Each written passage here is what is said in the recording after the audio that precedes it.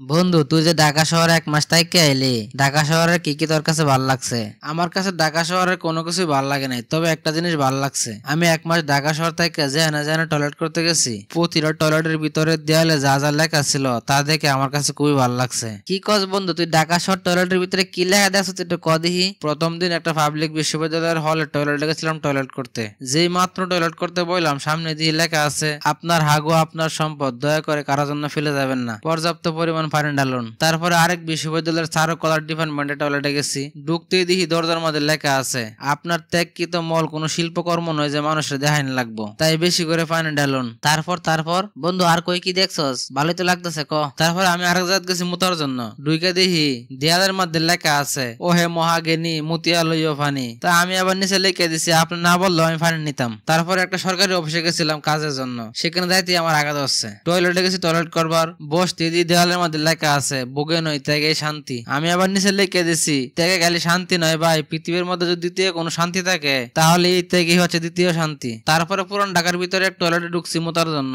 সেই ধরনের চাপ লাগছে, টয়লেটের অবস্থা খুব বেশি একটা ভালো না। কেবলমাত্র ফ্যানের সেন্ডে কইলা খাড়ায় মুতার জন্য প্রস্তুতি নিতেছি। এর মধ্যে চোখের মধ্যে পড়লো দেওয়ালের মধ্যে লেখা আছে, কুকুর খাড়ায় খাড়ায় মুতে। শালার লেখাটা দেখে মনটা খারাপ হয়ে গেল, কি আর করার আছে। পরে বসে থেকে মুইতে আইছি। তারপরে গুলিস্তান এসে আর একটা পাবলিক টয়লেটে ঢুকছি। ঢুকে দেখি ওই দেয়ালের মধ্যে লেখা আছে, ডানে তাকান। আমি আবার ডানে তাকাইলাম, ডানে তাকায় দেখি আবার লেখা আছে, বামে তাকান। আমি আবার বামে তাকাইলাম, বামে তাকায় দেখি লেখা আছে, আপনি পিছনে তাকান। তারপরে আমি আবার পিছনে তাকাইলাম, পিছনে তাকায় দেখি এটার মধ্যে লেখা আছে, এই মেয়ে এত মুসরামুসরি করেন কে, সুজা হয়ে বৈশাখ কাজ সারেন। শালার লেখা দেখে মেজাজটা এমন গরম হইলো, আমি আবার নিজ দিয়ে লিখে দিছি, মুসরামুসরি না করলে ঠিক মতন বাইরে না। এরপরে গেছি একটা মার্কেটে, গেছি মার্কেট করতে। ওইখানে দর্শে টয়লেটে গেছি। ঢুকে মাত্র বইছি, সামনে তাকায় দিয়ে দেয়ালের মধ্যে লেখা আছে, যেটা আপনি এখানে ফালে রেখে দিতেছেন সেটা একান্তই আপনার ব্যক্তিগত সম্পত্তি। এটা যদি একান্তই আপনার ব্যক্তিগত হয়ে থাকে তাহলে সঙ্গে করে নিয়ে যান, আর যদি আপনার ব্যক্তিগত না হয় তাহলে এক বদনা পানি বেশি করে ঢালতে যান। তারপরে আমি আর একটা বিশ্ববিদ্যালয়ে গেছি। ওখানে যাওয়ার পরে আমার টয়লেটে ধরছে। তো এটার মধ্যে মাত্র নতুন কমট লাগাইছে, বুঝছস? ওটার মধ্যে আদি যুগের বাঙালি কমট, তো ছাত্ররা ব্যবহার করতে পারে না। তো কর্তৃপক্ষ মনে হয় খেয়াল করছে যে ছাত্ররা ঠিক মতন বইতে পারে না এই কমটে। তো ওটার দেওয়ালের মধ্যে আবার লিখে দিচ্ছে,